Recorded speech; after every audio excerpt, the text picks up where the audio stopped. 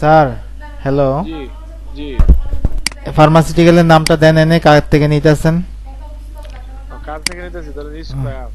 হ্যাঁ, সুন্দর করে একবারে একবারে লেখেন যেন বারবার না লিখতে হয়। স্কোয়ার, এস বড় হাতের, স্কোয়ার ফার্মাসিউটিক্যাল লিমিটেড। আচ্ছা, আপনি দাঁড়ান, আমি একটু আপনাকে সুযোগ করে দিচ্ছি। এটা কি ছিল? এনে গুগলে গেলাম। এখানে কি কোম্পানির এস, নাম কি আপনার সার্চ করা যেত না?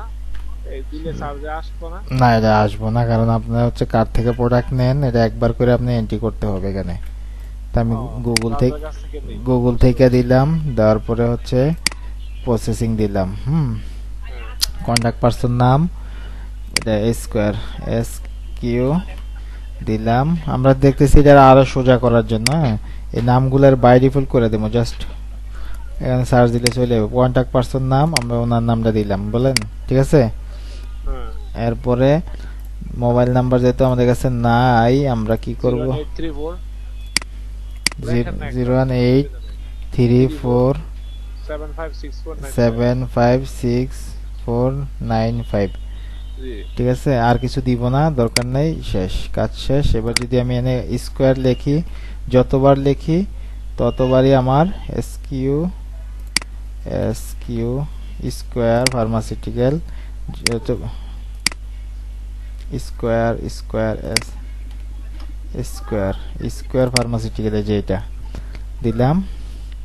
জি। দেওয়ার পরে কন্টাক্ট পারসন সব কিছু চলে আসছে। আরেকটা জিনিস হচ্ছে, আপনি এখানে চাইলে এই স্কোয়ার ফার্মাসিউটিক্যাল নামটা থাকবে, শুধু কন্টাক্ট পারসনটা দিতে পারবেন, বুঝতে পারছেন? ঠিক আছে। এরপরে হচ্ছে আপনার এখানে হচ্ছে ইনভয়েস নাম্বার, ধরেন আমি আজকে আই এন আজকে বি হয়েছে, হ্যাঁ। ইনভয়েস নাম্বার 20012026 হাইফেন একটা যে কোনো নাম্বার, ওয়ান হ্যাঁ। ওয়ান নাম্বার এর ওয়ান, হ্যাঁ দিলাম। হ্যাঁ। এরপরে ইনভয়েস ডেট আজকের দিলাম, এখানে ড্রাফট দিলাম অথবা পেড দিলাম, দিয়ে আমি এটা একটা সেভ করে নিলাম। আপনি তো বলতে পারেন যে আমি তো কাজ করিনি, সেভ করলাম কেন? হ্যাঁ। যে সেভ করে নিচ্ছি এটা এখন অফলাইনের মতো কাজ করবে, কারণ হচ্ছে আমি এনে যতক্ষণ কাজ করব ততক্ষণই হচ্ছে এটা সেভ হবে। এটাতে সেভ হবে। হ্যাঁ, অটো সেভ হয়ে যাবে। যদি ধরেন আমি একদম প্রোডাক্ট, একটা প্রোডাক্টের নাম লিখেন এখানে আপনি এই লিখলাম একটা, লেখ- চারটা লেখ। লেখেন না স্যার।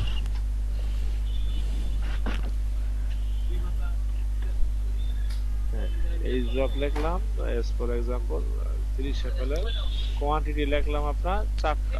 হ্যাঁ, আচ্ছা, এটা আপনার পিস লিখলাম, পিস আকারে যাবে। প্রাইস লিখলাম হচ্ছে গিয়ে ধরেন 30 টাকা করে। না কিনা এটা?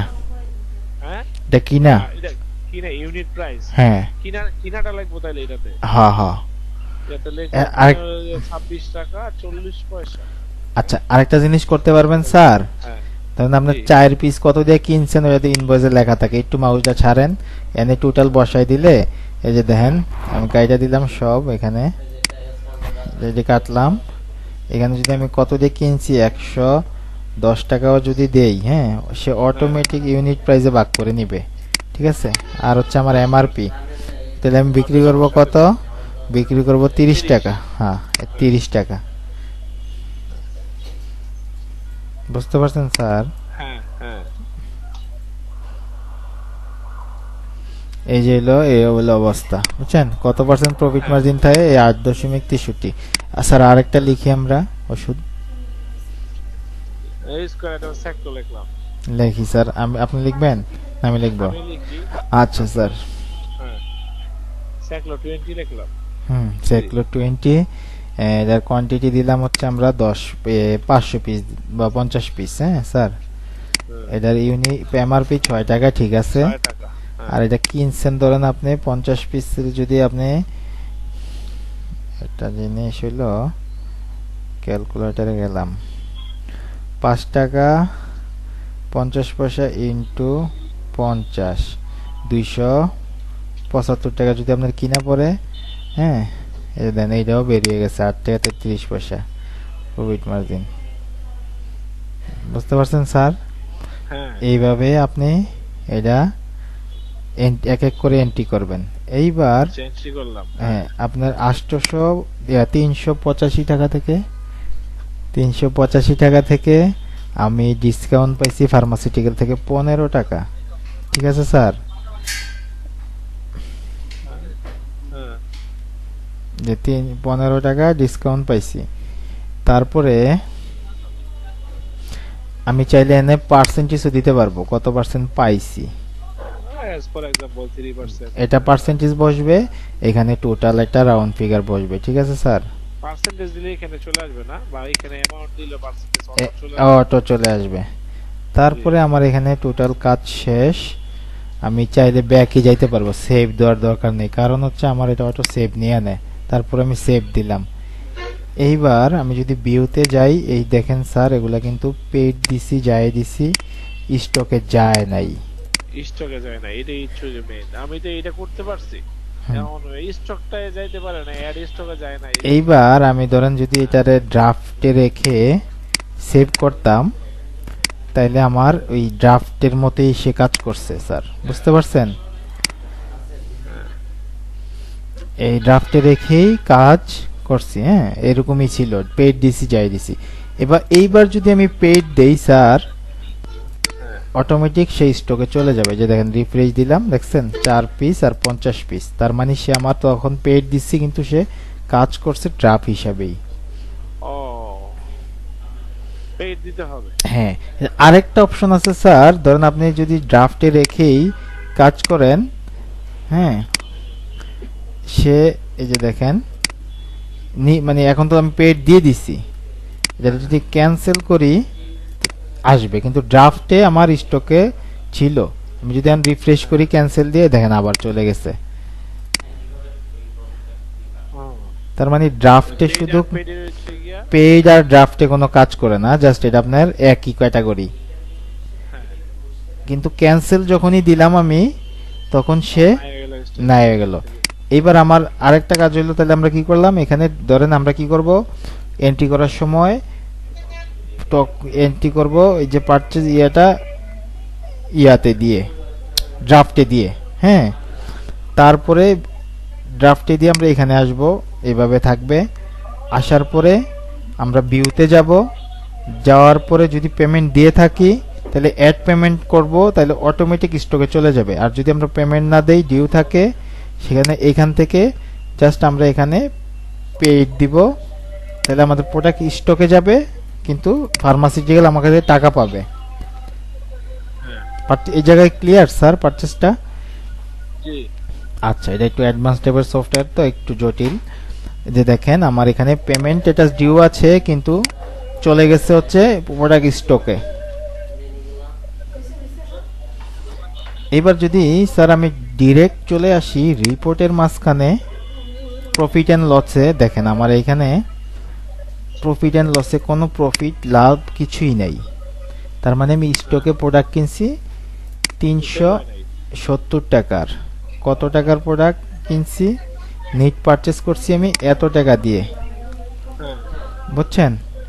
হ্যাঁ, আমি সেল করতে পারবো এত টাকা। এই যে দেন ডিসকাউন্ট পার্সেন্টেজ পাইছি আমি 15 টাকা 2 পয়সা। ক্লিয়ার এগুলা? জি, চলুন আমরা বিক্রি করি, তাহলে আমাদের এখানে কিছু জিনিস ক্লিয়ার হবে। আপনি কি এটা দেখতেছেন ক্লিয়ার?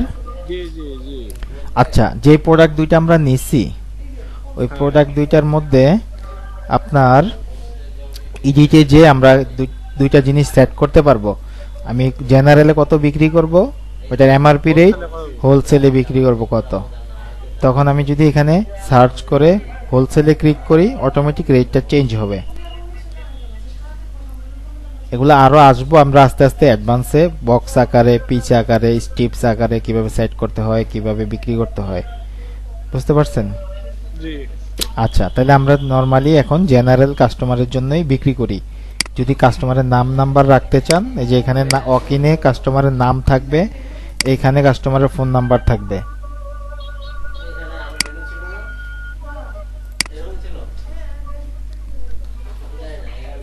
তারপরে হইলো দুইটা স্টকে প্রোডাক্ট আছে, সেকেন্ড হচ্ছে একটু সার্চ করেন স্যার।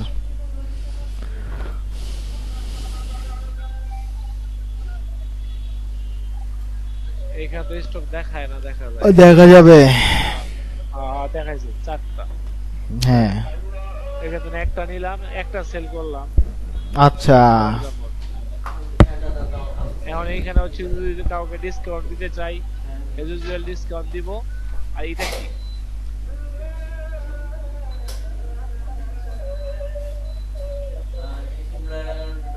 জি স্যার হ্যাঁ আরেকটা মেডিসিন সার্চ করেন আর এটা হচ্ছে স্যাকলো। হ্যাঁ সেকলো দেন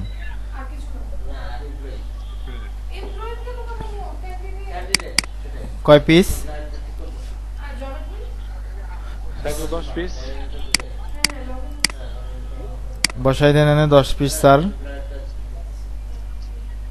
হ্যাঁ আচ্ছা এবার কি আপনি এখানে এই যেগুলা বুঝতে পারছেন স্যার এগুলো বুঝতে পারছি, তো এইটা বুঝছি। এগুলা বুঝছেন হ্যাঁ এইগুলো বুঝছি, কিন্তু এইগুলা কি বা এইগুলা কি?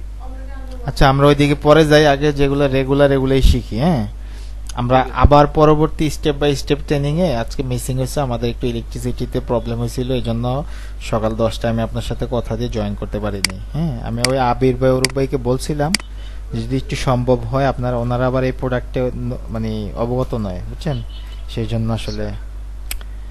তো এইবার আমরা এখানে আসলাম, আমাদের বিল আসছে 90 টাকা, তাই না স্যার? জি তো 90 টাকা প্রোডাক্টের একটু স্যার দেন তো, কে মেসেজ দেয়? 90 টাকা এই যে বিল আসছে। এবার কি আপনি ডিসকাউন্ট দিবেন না? এই যে দেখেন দুইটা অপশন আছে ডিসকাউন্টের। আর ডিসকাউন্ট অ্যামাউন্ট এটা কি?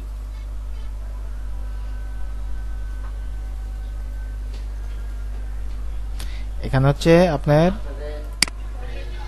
পার্সেন্টেজ যদি বসান, এটা বুঝলাম। এটা হচ্ছে টোটাল একটা, আপনি আপনার মতো করে 10 টাকা বসাই দিলেন, 80 টাকা, তার মানে 11.11%। আর যদি 5 টাকা বসাই 5.56, মানে 5.5%। ঠিক আছে স্যার, হ্যাঁ শিপিং ফ্রি।